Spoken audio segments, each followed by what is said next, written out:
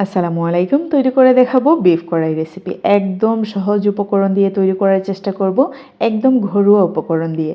যে কেউ হাতের কাছে পাবেন আর খুব মজা করে বিফ কড়াইটা তৈরি করে নিতে পারবেন। আজকের বিফ কড়াই রেসিপিটি সম্পূর্ণ আমার মতো করে তৈরি করে নিয়েছি। আমি প্রায় সময়ই নতুন নতুন রেসিপি টেস্ট করতে আমার ভালো লাগে, আর ওই রকম ওয়েতে আমি তৈরিও করি। আর যেই রেসিপিটি আমার কাছে সেরা মনে হয় ওই রেসিপিটি আমি আপনাদের সাথে শেয়ার করি। খুব সহজভাবে শেয়ার করার চেষ্টা করব, আশা করি আপনাদের কাছেও অনেক ভালো লাগবে। তো এখানে নিয়েছি 1 কেজি 400 গ্রামের মতো গরুর মাংস, প্রায় 1.5 কেজির মতো হবে। একদমই টাটকা ফ্রেশ। আর যদি ফ্রিজের হয়, যদি ফ্রিজে রাখেন তাহলে কিন্তু জাল হতে অনেকটা বেশি সময় লাগে। আর যখন টাটকা থাকে না, অনেক কম সময়ে হয়ে যায়। ফ্রিজের মাংসের তুলনায় অন্ততপক্ষে 20 মিনিট হলেও কম সময় লাগে। টাটকা মাংসের স্বাদ কিন্তু সবসময় আলাদা হয়। টাটকা মাছ বলেন, সবজি বলেন, যাই বলেন না কেন। আমি সাইড করে রেখে দিলাম। এখন একটি মশলা তৈরি করে নিচ্ছি। নিয়ে নিলাম 1 টেবিল চামচ পরিমাণে মৌরি আর 1 টেবিল চামচ পরিমাণে সাদা গোলমরিচ। এইখানে আপনারা কালো গোলমরিচও ইউজ করতে পারেন, তাতে করে কোনো সমস্যা নেই, কালারটা আরও ভালো আসবে। 1 টেবিল চামচ পরিমাণে শাহি জিরা নিয়ে নিলাম। আর এখানে আছে 3 ইঞ্চি করে 3 টুকরো আদা, ছোট ছোট টুকরো করে কেটে নিলাম। এইখানে আছে আস্ত একটি রসুনের কোয়া। কাঁচামরিচ নিয়ে নিচ্ছি 5 থেকে 6টি। ঝাল এখানে আপনাদের পছন্দ মতো। আর ধনেপাতা কুচি নিয়ে নিচ্ছি 10 টাকার। 10 টাকা দিয়ে যতটা ধনেপাতা পাওয়া যায় আর কি। তো যাই হোক, এইগুলোকে আমি ব্লেন্ড করে নিলাম। আপনারা চাইলে কিন্তু এই মশলাটা পাটায় বেটেও নিতে পারেন, তাতে করে কোনো সমস্যা নেই।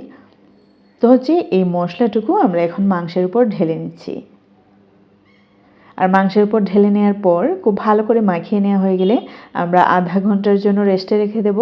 যদি সময় থাকে আর একটু বেশি সময়ের জন্য রেস্টে রাখতে পারেন। আর হাতে যদি সময় নাও থাকে আর এরকম টাটকা মাংস থাকে, সেই ক্ষেত্রে রেস্টে না রাখলেও চলবে, আপনারা সাথে সাথেই রান্না করে নিতে পারেন। তো আমি 20 মিনিটের মতো রেস্টে রেখেছিলাম। আর রেস্টে রাখলে কিন্তু অনেক ভালো হয়, টেস্টটা অনেক ভালো আসে। তো আমি চুলায় একটি কড়াই বসিয়ে দিলাম। যেহেতু আজকে বিফ কড়াই রান্না করব, তাই জন্য আমি লোহার একটি কড়াই নিয়েছি। এই কড়াইতে কিন্তু রান্না অনেক ভালো হয়। এক এক ফ্যামিলিতে এক এক ধরনের কড়াই আছে, যারা রান্না করতে করতে অভ্যস্ত। আমি এই কড়াইয়ে বিশেষ করে পিঠাও করি, আবার এইরকম স্পেশাল কোনো কিছু ভুনাও করি। তো কড়াইতে প্রায় 1 কাপের কাছাকাছি তেল দিয়েছি। তেজপাতা দিলাম, এলাচি দিলাম, দারুচিনি দিলাম, লবঙ্গ দিলাম, লংও দিলাম। এলাচি এইখানে আমি প্রায় 10 থেকে 12টির মতো ইউজ করেছি। আর দারুচিনি প্রায় 3 থেকে 4 টুকরো। আপনারা অবশ্যই আপনাদের আন্দাজ মতো মশলাটুকু ইউজ করবেন।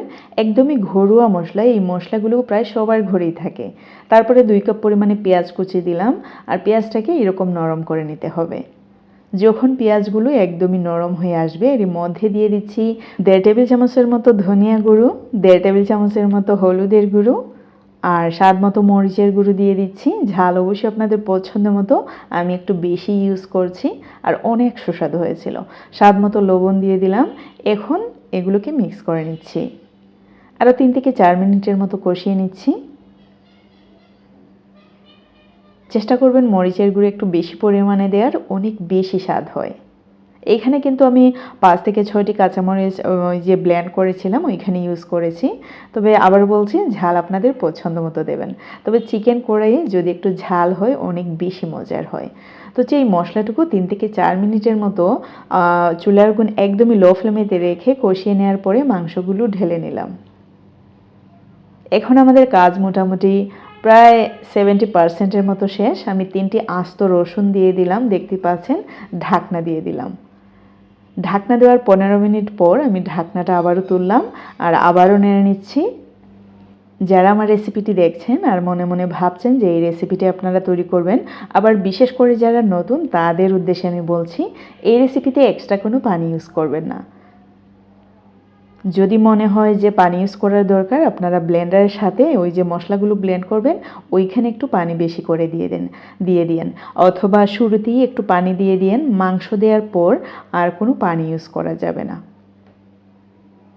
যদি পানি ইউজ না করেন, এই রেসিপির স্বাদ হবে একদম আকাশচুম্বী। আপনারা তৈরি করে খেলেই বুঝতে পারবেন। তো দেখতে পাচ্ছেন অনেকটাই কিন্তু পানি ছেড়েছে। এর মধ্যে বলেন এইখানে কি আর পানি দেওয়ার কোনো প্রয়োজন আছে? যেহেতু আমরা একটু ভুনা ভুনা করব আর এর ঝোল হবে, এর গ্রেভিটা অনেক মজার হবে। আমি সাজেস্ট করব যাদের ঘরে লোহার কড়াই আছে, লোহার কড়াইতে এই রেসিপিটি করে নেয়ার, তাহলে মাংসগুলো এত সুন্দর সেদ্ধ হয় যা আসলে আমাদের চিন্তাধারার বাহিরে। যেহেতু লোহার কড়াই অনেকটাই গাঢ় হয়, আমার মনে হয় যে এই কড়াইটা প্রেসার কুকারের কাজ দিয়ে দেয়। আমি ইচ্ছে করে প্রেসার কুকারে বসাইনি, যেহেতু রেসিপি করব। প্রেসার কুকারে বসালে তো পারফেক্টলি সব কিছু দেখা যায় না, তাই জন্য। আর আমি ভুনা বানা করলে ওইটাতেই করি, তাতে করে অনেক সুস্বাদু হয়, এমনকি মনের মতো করে সেদ্ধ হয়। মনে হয় একটু রেস্টে যদি রেখে দিই একদমই গলে যাওয়ার মতো অবস্থা হয় মাংসগুলো। বিশেষ করে চিকেন, বিফ তো যাই হোক গলে গেলেও খাওয়া যায়, চিকেন যদি একদমই গলে যায় তাহলে কিন্তু খেতে একদমই ভালো লাগে না। এই পর্যায়ে কিন্তু চুলার আগুন একদমই মিডিয়াম টু লো ফ্লেমেতে আছে। একদমই চুলার আগুন বাড়িয়ে দিতে যাবেন না, তা না হলে কিন্তু এই ঝোলগুলো শুকিয়ে একদম তেল তেল হয়ে যাবে। শেষ মুহূর্তে অবশ্যই একটু তেল তেল হয়ে যাবে, মানে ঝোল অনেকটাই শুকিয়ে যাবে, যে অবশিষ্ট পানিটা আছে। কিন্তু আপনারা এক্সট্রা পানি মোটেও ইউজ করবেন না যদি এর রিয়েল টেস্ট পেতে চান।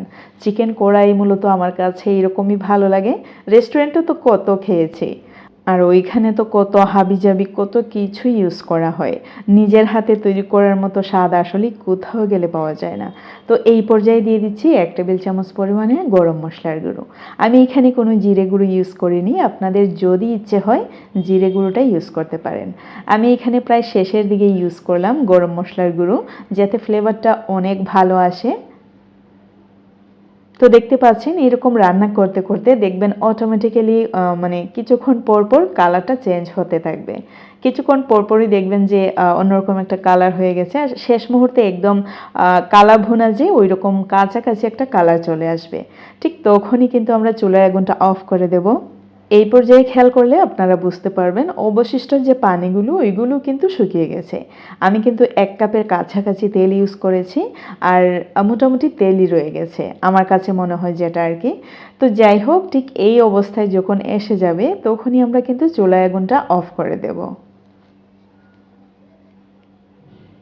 গরুর মাংসটা প্রথমে দেওয়ার পর একদম কড়াইটা মনে হয়েছিল যে ভরে যাবে, মনে হয় যে পড়ে যাবে, মানে মনে হয়েছিল যে পড়ে যাবে। আসলে গরুর মাংস সেদ্ধ হলে কিন্তু অনেকটাই ছোট হয়ে যায়, মাংসের টুকরোগুলো অনেকটাই এঁটে যায় আর মাংসগুলো অনেকটাই নিচে নেমে যায়। তো দেখতে পাচ্ছেন শেষ মুহূর্তে আমি এই কড়াইতে ঢাকনা দিয়ে প্রায় 20 মিনিটের মতো রেখেছিলাম চুলার আগুনটা অফ করে। তারপরে আমি সার্ভ করে নিচ্ছি। এত সুস্বাদু হয়েছিল এই চিকেন কড়াই রেসিপিটি, আশা করি বাসায় ট্রাই করতে ভুলবেন না।